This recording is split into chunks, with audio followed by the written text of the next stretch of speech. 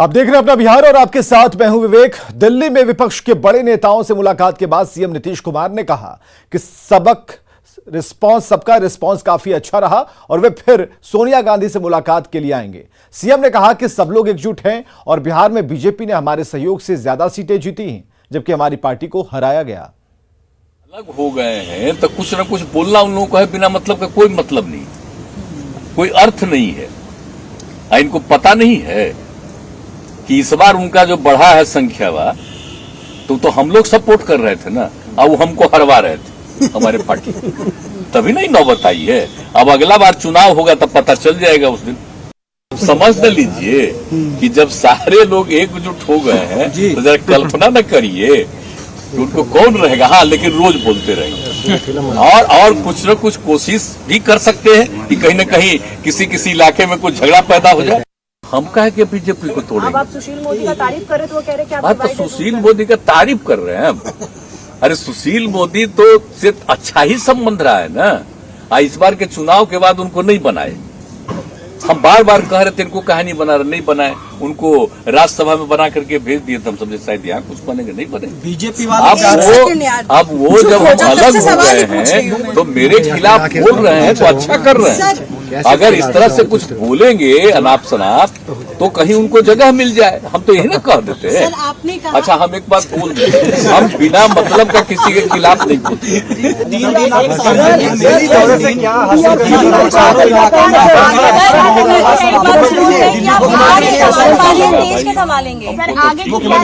सब लोगों का रिस्पांस ठीक था और जहाँ पर भी गए वहाँ पर के स्थानीय लोगों का भी अच्छा था रिस्पांस। आप लोग भी सब जगह दिखे तो सब जगह। इससे पहले नीतीश कुमार ने शरद पवार और भाकपा माले के दीपंकर भट्टाचार्य से मुलाकात की। मुलाकात के बाद नीतीश कुमार ने क्या कहा, सुनिए।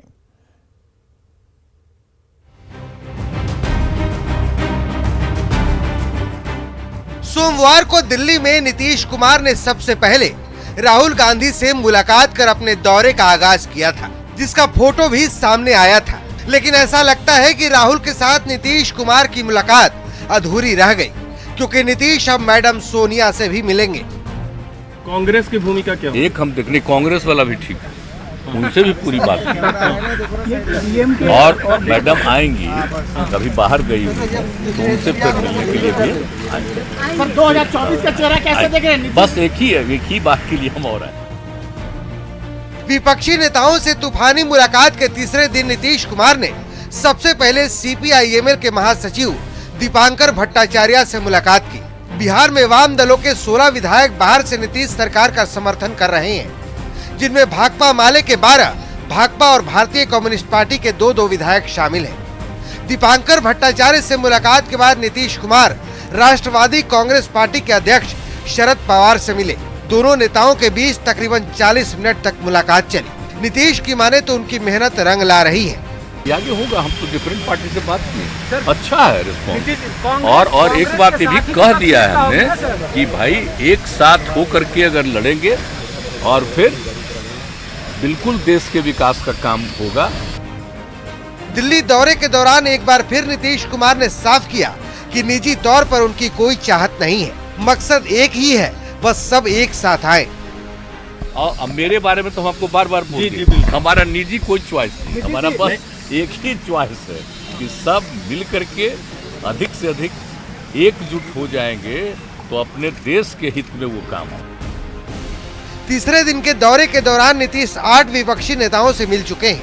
सोमवार को नीतीश कुमार ने राहुल गांधी और कर्नाटक के पूर्व सीएम कुमारस्वामी से मुलाकात की थी। मंगलवार को नीतीश कुमार सीपीएम महासचिव सीताराम येचुरी, सीपीआई नेता डी राजा, दिल्ली के सीएम अरविंद केजरीवाल, हरियाणा के पूर्व सीएम ओम प्रकाश चौटाला, मुलायम सिंह और शरद यादव से मुलाकात कर चुके हैं। नीतीश कुमार मिशन दिल्ली के अगले चरण में ममता बनर्जी और नवीन पटनायक से भी मिल सकते हैं।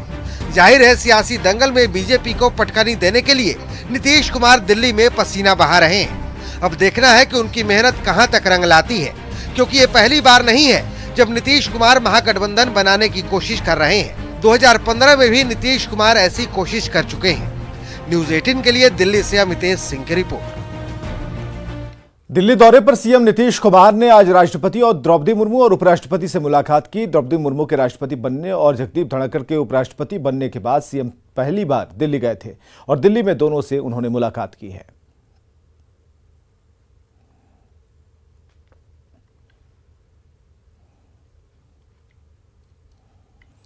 कांग्रेस नेता राहुल गांधी ने बुधवार से भारत जोड़ो यात्रा की शुरुआत की। 150 दिनों की यात्रा में राहुल गांधी 3,500 किलोमीटर की यात्रा तय करेंगे, लेकिन उनकी भारत जोड़ो यात्रा में बिहार शामिल नहीं है, जिस पर बीजेपी ने सवाल खड़ा करते हुए कहा कि जिस नेता के दिमाग में बिहार का मानचित्र नहीं, वो बिहार में रहने लायक नहीं। वहीं कांग्रेस ने पलटवार करते हुए कहा कि बिहार में कांग्रेस का स्थानीय नेतृत्व ही बीजेपी और आरएसएस से लड़ने के लिए काफी है।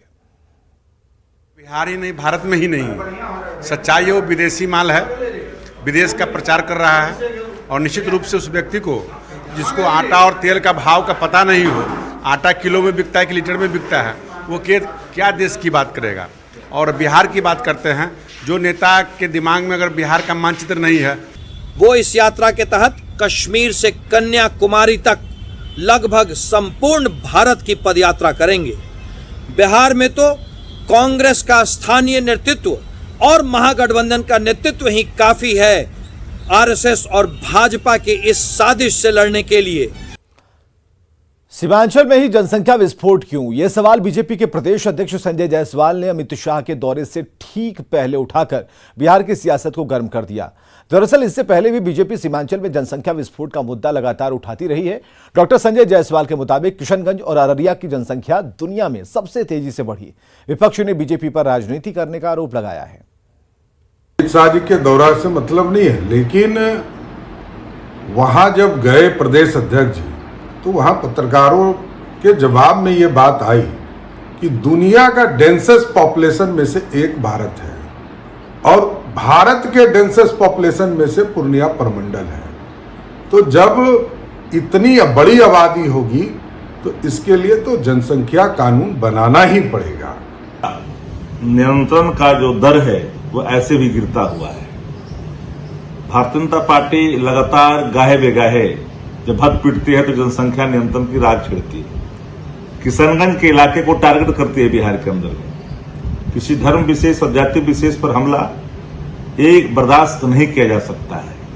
जनता पार्टी ने केंद्रीय गृह मंत्री अमित शाह के बिहार के किशनगंज और पूर्णिया में जो दौरा होना है, उस दौरा को सफल बनाने के लिए तरह तरह के बयान दे रहे हैं। सत्ता जाने के बाद अब उनके लिए चुनौती है गृह मंत्री अमित शाह के दौरा को सफल बनाना, इसलिए जनसंख्या नियंत्रण कानून की बात कर रहे हैं। बिहार के डिप्टी सीएम और स्वास्थ्य मंत्री तेजस्वी यादव ने बिहार के अस्पतालों को सुधर जाने का अल्टीमेटम दिया है। तेजस्वी ने ट्वीट कर लिखा है कि हमने सभी को बिहार के प्राथमिक स्वास्थ्य केंद्रों, जिला सदर अस्पतालों और मेडिकल कॉलेजों में स्वास्थ्य सेवा में सुधार का 60 दिन का लक्ष्य दिया है, जिसमें सफाई, दवाई, सुनवाई और कार्रवाई सुनिश्चित करना शामिल है। किसी भी प्रकार की कोई कोताही बर्दाश्त नहीं की जाएगी।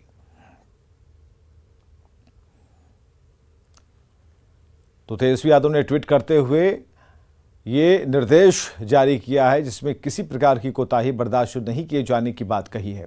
डिप्टी सीएम तेजस्वी यादव ने कहा कि सरकार नौकरी और रोजगार मुहैया कराने के लिए कोशिश कर रही है और निवेशकों को कई तरह की सुविधाएं दी जाएंगी। तेजस्वी यादव ने पटना में सीआईआई की तरफ से आयोजित ईस्ट इंडिया समिट में शामिल होने के बाद ये बातें कही। एक बड़ा रोड मैप जो है हम लोग तैयार करेंगे आदरणीय मुख्यमंत्री श्री नीतीश कुमार जी के नेतृत्व में मिलकर के बिहार को आगे बढ़ाने का काम करेंगे और जो हो सकेगा वो हम लोग कर रहे हैं, चाहे नौकरी की बात हो चाहे रोजगार की बात हो। जल्दी ही सरकार में तो अलग अलग तरह की बहालियां अब निकलनी शुरू होंगी, साथ ही साथ रोजगार की भी साथ में हम लोग जो व्यवस्था करें।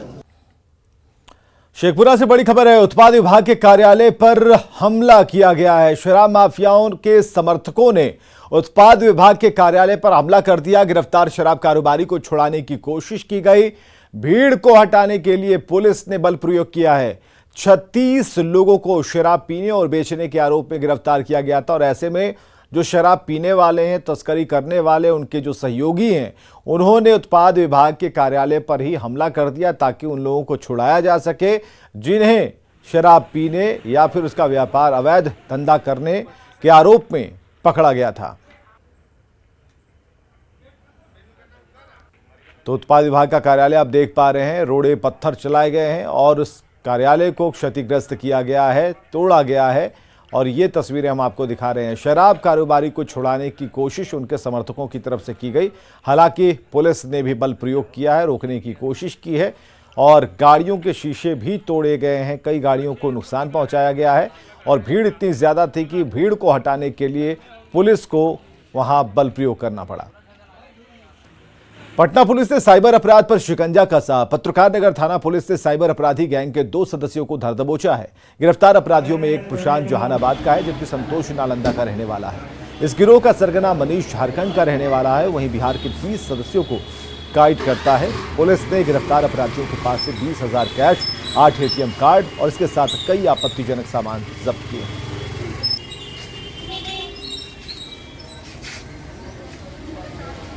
और अब खबर पटना सिटी में हुए डबल मर्डर की, जहां 2 लोगों की गोली मारकर हत्या कर दी गई। हत्या से भड़के लोगों ने हंगामा किया और हत्यारों की जल्द गिरफ्तारी की मांग की। वहीं नेता प्रतिपक्ष विजय सिन्हा ने कानून व्यवस्था को लेकर सवाल खड़ा किया है।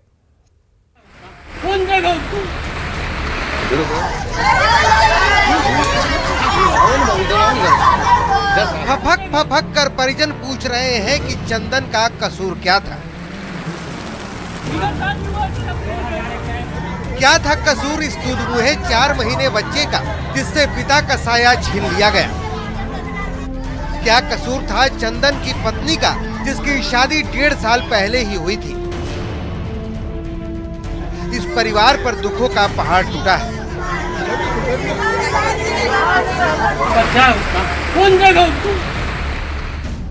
क्योंकि इस घर का चिराग बुझ चुका है।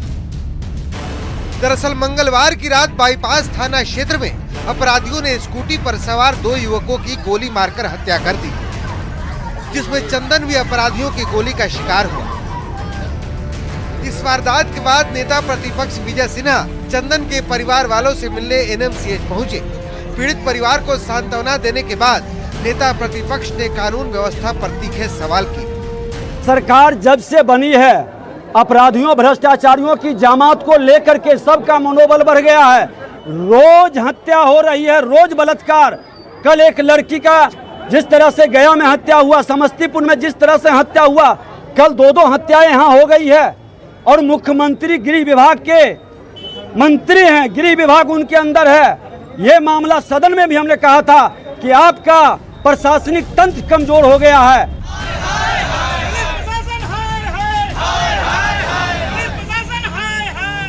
पुलिस के खिलाफ लोगों के इस गुस्से से जाहिर है कि राजधानी पटना के पुलिस फेल है। लोगों में पुलिस के खिलाफ आक्रोश है। हत्यारों की गिरफ्तारी की मांग के लिए चंदन के परिजनों ने एक शव के साथ अशोक राजपथ को घंटों जाम रखा। जाम हटाने पहुंची पुलिस को भी विरोध का सामना करना पड़ा। अभी तक ये साफ नहीं हो पाया है कि चंदन की हत्या हुई तो आखिर क्यों। ये ड्यूटी के दरमियान आते समय जा रहे थे किसी पार्टी के यहाँ और कुछ आपराधिक लोग इसको मार दिया बेवजह। कोई स्पष्ट रूप से क्लियर नहीं हो पाया है। पुलिस प्रशासन आंख बंद करके सोया हुआ है। कोई अभी तक सुराग नहीं मिला, कैसे हुआ, क्या हुआ, कुछ पता नहीं है। अब सवाल है कि क्या बिहार में अपराध को रोकने में पुलिस फेल है? क्या राजधानी पटना की पुलिस भी अपराधियों के सामने पस्त है? न्यूज़ 18 के लिए पटना सिटी से मनोज सिन्हा की रिपोर्ट। मधेपुरा एसपी का मोबाइल चोरी होने के बाद महिला के आरोप मामले में मधेपुरा हेडक्वार्टर डीएसपी अमरकांत चौबे को क्लीन चिट मिल गई है। जांच में महिला का आरोप गलत पाया गया और इसके बाद डीएसपी अमरकांत चौबे को क्लीन चिट मिली। वहीं मधेपुरा सदर एसटीपीओ अजय नारायण यादव का वीडियो वायरल करने का आरोप उनके ऊपर लगा। डीआईजी ने निलंबन समेत विभागीय कार्रवाई की अनुशंसा की और साथ ही अमरकांत चौबे पर भी काम में लापरवाही का आरोप लगाया और उनके खिलाफ भी निलंबन को लेकर हेडक्वार्टर को पत्र लिखा है। 22 और 23 अगस्त की रात को मधेपुरा एसपी का मोबाइल चोरी हुआ था और एसपी अवकाश पर थे। एसपी का मोबाइल डीएसपी अमरकांत चौबे के पास था। चोरी हुआ मोबाइल कॉलगर्ल सप्लायर के पास से बरामद हुआ। इसमें कॉलगर्ल सप्लायर ने कई पुलिस वालों से संबंध की बात कबूली थी। उसको पैचअप करना, कवर अप करने की एक कोशिश हुई है, मोबाइल रिकवरी की कोशिश हुई है।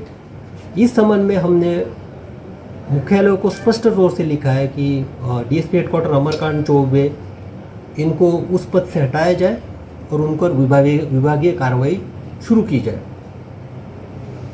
दूसरी बात, जहाँ तक लीक की बात है, ये पुलिस की छवि को धूमल करने की कोशिश हुई है। इसलिए हमने एसपी सर साहब को स्पष्ट तौर से लिखा है कि नवंबर 2021 के बारे में जांच करें, वहाँ एफआईआर दर्ज करें और जो पदाधिकारी इसमें अपने ड्यूटी में कमी पा गई है उनके खिलाफ सख्त से सख्त कार्रवाई करें।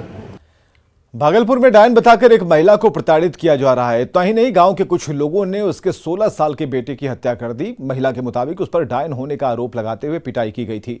जब मामला पंचायत में गया तो पिटाई करने वाले दबंग बिहारी यादव पर 16,000 का जुर्माना लगाया गया, लेकिन दबंग बिहारी यादव उस पर लगातार केस वापस लेने का दबाव डालता रहा और इस मामले में स्थानीय थाने ने नहीं बल्कि जिले के बड़े पुलिस अधिकारियों की भूमिका भी लापरवाही भरी बताई जा रही है। बेटे की हत्या के आरोपियों को सजा दिलाने के लिए अधिकारियों के चक्कर लगाए जा रहे हैं, लेकिन कार्रवाई की जगह सिर्फ आश्वासन मिल रहा है। मेरी मम्मी को सर गांव में मारता था डायन खा के, बिहारी यादव जुर्माना लगाया था। उन्होंने सर पैसे लिया 16,000। फिर सर मम्मी को मारा थप्पड़। फिर मम्मी केस किया। केस करने के सर बार बार धमकी दे रहा था, केस उठाओ, पी खा के पूरा सर दबाव बना रहा था। जब हम केस नहीं उठाए तो आज मेरे भाई को उन्होंने मार दिया सर। भागलपुर में डीआईजी साहब के पास गए, एसपी सर के पास गए, सिटी एसपी के पास गए, डीएसपी सर के पास गए, थाना में गए, कमिश्नर के पास गए। अभी तक सर खाली आश्वासन है कि काम हो रहा है, काम हो जाएगा। हमारे साथ में करे यही डांड कह मारपीट करता है सर। सरपंच साहब ने मिला रखता है बड़ा अधिकारी से का, और दूसरी पंचायत में करीब 150 आदमी सामने में मारा है, लेकिन फिर भी हमको सेल नहीं देता है। मैंने दबंग वाला आदमी है, डरा रखता है, जो कहता है गाँव वाला को वही बात सुनता है सर। आपको क्यों मारता था? यही डांड कहीं को मारपीट करता है सर। पूरा कब से करता है? दवाई हो रहा है तो थाना वाला हमको कुछ नहीं कर रहा है, उसका मिला के रखता है, बोलता है कि थाना वाला कि सरपंच मुखिया पर केस कर। क्या प्रताड़ित करता था? वही बोल रहा है, सुनिए सर, बोल रहा है कि डायन करता है, नहीं मुखिया सरपंच पे केस करता है, सब परिवार का जान से काट दो, यही बोलता है थाना वाला। कोई केस नहीं होगा। आज ऐसे बोला है थाना वाला, तभी ना हमारा घर में मर्डर हो गया सर। शेखपुरा में शिक्षा का मंदिर शर्मसार हुआ है। सिरारी ओपी के प्राथमिक स्कूल में एक शिक्षक और शिक्षिका पर अश्लील हरकत करने का आरोप लगा है। ग्रामीणों ने दोनों को अश्लील हरकत करते पकड़ा और साथ ही अश्लील हरकत का वीडियो भी वायरल कर दिया। छात्रों के साथ स्थानीय लोगों ने शिक्षक और शिक्षिका को बर्खास्त करने की मांग की है। फोन किया गया, यहाँ कुछ अप्राकृतिक कार्य किए हैं दोनों शिक्षक शिक्षिका, जो नहीं करना चाहिए इस विद्या के मंदिर में। आवेदन दिए हैं, हम उस पर अविलंब कार्रवाई करेंगे। आज हम पंचायत नियोजन इकाई सक्षम प्राधिकार होता है, इस नियोजन के लिए, इसको बर्खास्त करने के लिए, निलंबन करने के लिए या अनुशासनिक प्रशासनिक दृष्टिकोण से स्थानांतरण करने के लिए उनको आदेश देंगे। खबर मुंगेर से, जहां खेल खेल में कुछ युवकों की जान खतरे में पड़ गई। उफनती गंगा में कंकड़ घाट पर नहा रहे कुछ युवकों का पैर फिसला और वे गहरे पानी में चले गए। बहाव तेज होने की वजह से दोनों युवक डूबने लगे। वहां मौजूद लोगों ने दोनों को बचाने की कोशिश की, लेकिन पानी की धार काफी तेज थी। हालांकि गोताखोर टीम ने करीब 15 मिनट की कोशिश के बाद दोनों युवकों को बाहर निकाला। पकड़ लेगा। गुड बचा ले ली रे, बचा ले लिए तो और कौन सी। पर में देखेगा कि हल्ला हो रहा है, ग्रामीण लोग हल्ला कर रहा है, तो हम लोग उस जगह गए तो बोला कि तेज बहाव में बह रहा है, तो हम 3-4 गोताखोर के साथ फिर हम तैरने लगे। तैर के जाके कुछ कम से कम 100 मीटर के बाद उनको रेस्क्यू करके उसको बाहर निकाल लिया।